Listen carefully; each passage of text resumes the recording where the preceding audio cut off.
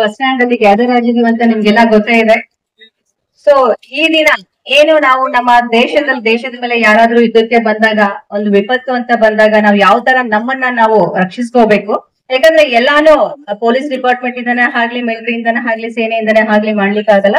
ಅದ್ರ ಜೊತೆಗೆ ನಾವು ನಮ್ಮ ಕರ್ತವ್ಯಗಳನ್ನ ಹೇಗ್ ಮಾಡ್ಕೋಬೇಕು ಅನ್ನೋದ್ರ ಬಗ್ಗೆ, ಮತ್ತೆ ಆ ತರ ಯುದ್ಧ ಬಂದಾಗ ಯಾವ ತರ ಸಂರಕ್ಷಿಸ್ಕೋಬೇಕು ಅನ್ನೋದ್ರ ಬಗ್ಗೆ ಒಂದು ಈಗ ನಮ್ಮ ಮಾನ್ಯ ಜಿಲ್ಲಾಧಿಕಾರಿಗಳು ಹಾಗೂ ಸರ್ಕಾರದ ಆದೇಶದಂತೆ ಈ ದಿನ ನಾವು ನಮ್ಮ ಕೆಜಿಎಫ್ ತಾಲೂಕಿನಲ್ಲಿ ಒಂದು ಅಣಕು ಪ್ರದರ್ಶನವನ್ನು ಮಾಡ್ತಾ ಇದ್ದೇವೆ ನಮ್ಮ SP ಅವರ ನೇತೃತ್ವದಲ್ಲಿ.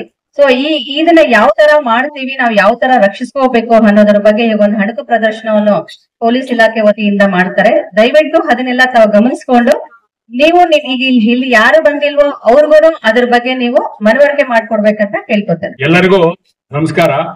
ಮಾನ್ಯ ಜಿಲ್ಲಾಧಿಕಾರಿ ಸರ್ ಅವರಿಗೆ ನಾವು ತಡವಾಗಿ ತಿಳಿಸಿ, ಯಾಕೆ ಸಾಯಂಕಾಲ 4 ಗಂಟೆಗಿತ್ತು, ಮತ್ತೊಂದು ಯಾವ್ದೋ ಇದರಿಂದ ನಾವು ಬೆಳಿಗ್ಗೆನೆ ಮಾಡೋದ್ರಿಂದ ಜಿಲ್ಲಾಧಿಕಾರಿಗಳವರು ಬರ್ಲಿಕ್ಕೆ ಆಗ್ಲಿಲ್ಲ. ಅವರ ಅನುಪಸ್ಥಿತಿಯಲ್ಲಿ ತಹಶೀಲ್ದಾರ್ ಮೇಡಮ್ ಅವ್ರನ್ನ, ನಗರಸಭೆ ಆಯುಕ್ತರು ಪವನ್ ಅವ್ರನ್ನೆಲ್ಲ ಕಳಿಸ್ಕೊಟ್ಟಿದ್ದಾರೆ. ಅವರಿಗೆ ನಾನು ಪ್ರಥಮವಾಗಿ ಜಿಲ್ಲಾ ಆಡಳಿತಕ್ಕೆ ಈ ಸಂದರ್ಭದಲ್ಲಿ ಅವರ ಒಂದು ಸಹಕಾರ ನೀಡುವುದನ್ನ ಈ ಸಂದರ್ಭದಲ್ಲಿ ನಾನು ಸ್ಮರಿಸ್ತೇನೆ. ಈ ಅಣಕು ಕಾರ್ಯಾಚರಣೆ ನಿನ್ನೆ ಕೋಲಾರದಲ್ಲಿ ನಡೆದಿದೆ, ಇವತ್ತು KGF ನಡೆದಿದೆ. ಇದೇನಪ್ಪಾ ಅಂತ ಹೇಳಿದ್ರೆ, ಯಾವುದೇ ಪರಿಸ್ಥಿತಿ ಬಂದಾಗ, ಯುದ್ಧದ ಪರಿಸ್ಥಿತಿ ಇರ್ಬೋದು ಅಥವಾ ಬೇರೆ ಟೈಮಲ್ಲಿ ಇರ್ಬೋದು, ಯಾವುದಾದ್ರೂ ವಿಪತ್ತು ಬಂದಾಗ, ವಿಪತ್ತು ಅಂತ ಹೇಳಿದ್ರೆ ಅಗ್ನಿಯಿಂದ ಬರ್ಬೋದು, ಜಲದಿಂದ ಬರ್ಬೋದು, ಅಥವಾ ಯಾರಾದ್ರೂ ಬಾಂಬ್ ಸ್ಟಿಯರ್ ಅಲ್ಲಿ ಬರ್ಬೋದು, ಅಥವಾ ವೆಹಿಕಲ್ ಹೈಜಾಕ್ ಮಾಡ್ಬೋದು. ಹಂಗೆ ಬೇರೆ ಬೇರೆ ಸಿನಾರಿಯೋ, ಬೇರೆ ಬೇರೆ ಏನು ನಮ್ಗೆ ಪರಿಸ್ಥಿತಿಗಳು ಬರ್ಬೋದು ಅನ್ನೋದನ್ನ ನಾವು ಮೊದಲೇ ಪೂರ್ವ ಸಿದ್ಧತೆ ಮಾಡಿಕೊಂಡು, ಅದಕ್ಕೆ ಇಂಥ ಪ್ರತಿಯೊಂದು ವಿಪತ್ತಿಗೆ ಅದರದ್ದೇ ಆದ ಒಂದು ಕಾರ್ಯಾಚರಣೆ ಇರ್ತದೆ. ಜಿಲ್ಲೆಯಲ್ಲಿ ಜಿಲ್ಲಾ ವಿಪತ್ತು ನಿರ್ವಹಣಾ ಪ್ರಾಧಿಕಾರ, ಡಿಸ್ಟ್ರಿಕ್ಟ್ ಡಿಸಾಸ್ಟರ್ ಮ್ಯಾನೇಜ್ಮೆಂಟ್ ಅಥಾರಿಟಿ ಅಂತ ಜಿಲ್ಲಾಧಿಕಾರಿಗಳವರ ಅಧ್ಯಕ್ಷತೆಯಲ್ಲಿ ಇರ್ತದೆ. ಅದಕ್ಕೆಲ್ಲ ನಾವೆಲ್ಲ ಮೆಂಬರ್ಸ್ ಇರ್ತೀವಿ. ಅದೇ ತರ ಯಾವುದೇ ಅದಕ್ಕೂ ಒಂದು ಜಿಲ್ಲಾಧಿಕಾರಿಗಳ ಕಚೇರಿಯಲ್ಲಿ 24x7 ಅದು ಜಿಲ್ಲಾ ವಿಪತ್ತು ನಿರ್ವಹಣಾ ಕಂಟ್ರೋಲ್ ರೂಮು ಸಹಿತ ಕಾರ್ಯಾಚರಣೆ ಮಾಡ್ತಾ ಇರ್ತದೆ.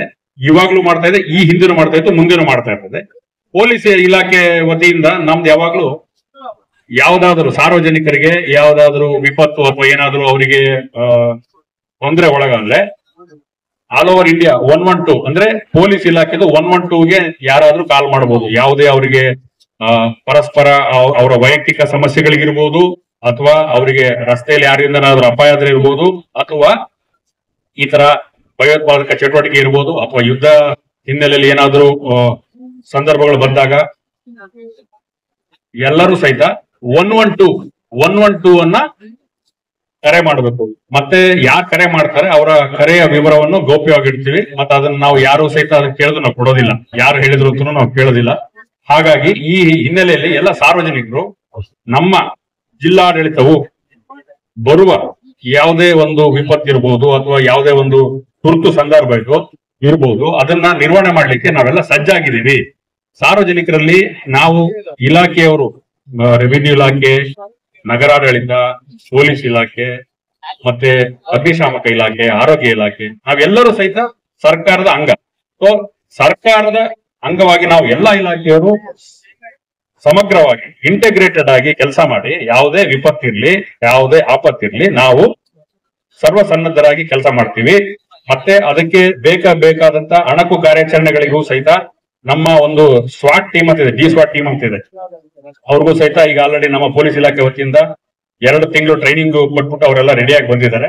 ಸೊ ಈ ತರದ್ದು ನಾವು ಟ್ರೈನಿಂಗ್ ಅನ್ನ, ಪ್ರಿಪರೇಷನ್ ಅನ್ನ ನಾವು ಪೀಸ್ ಟೈಮಲ್ಲಿ ಮಾಡ್ತಾನೆ ಇರ್ತೀವಿ. ಇವಾಗ್ಲೂ ಸಹಿತ ಎಲ್ಲದಕ್ಕೂ ನಾವು ಸರ್ವಸನ್ನದ್ಧರಾಗಿದ್ದೀವಿ. ಮತ್ತೆ ಯಾರೂ ಸಹಿತ ಸುಳ್ಳು ವದಂತಿಗಳಿಗೆ ಕಿವಿ ಕೊಡಬಾರ್ದು. ಏನೇ ಇದ್ರು ಆಥರೈಸ್ಡ್ ಅಧಿಕೃತ ಮೂಲಗಳಿಂದ ಮಾಹಿತಿ ಸಂಗ್ರಹ ಮಾಡಬೇಕು. ವಾಟ್ಸ್ಆಪ್ಗಳಲ್ಲಿ ಬಹಳಷ್ಟು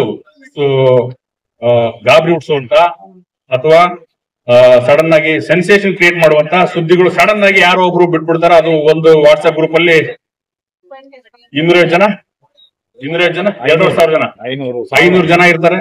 1 ಸೆಕೆಂಡ್ ಅಲ್ಲಿ ಎಲ್ಲ ಮೆಸೇಜ್ 5 ಗುಂಪಿಗೆ ಹಾಕ್ಬೋದು. 500 ಇಂಟು 5 1 ಸೆಕೆಂಡ್ 2,500 ಅವ್ರು 2,500 ಜನ ಅವ್ರ ಬೇರೆ ಬೇರೆ ಗ್ರೂಪ್ ಅಲ್ಲಿ ಹಾಕಿದ್ರೆ ಒಂದು ನಿಮಿಷದಲ್ಲಿ 10,000 ಜನಕ್ಕೆ ಹೋಗ್ಬಿಡುತ್ತದೆ.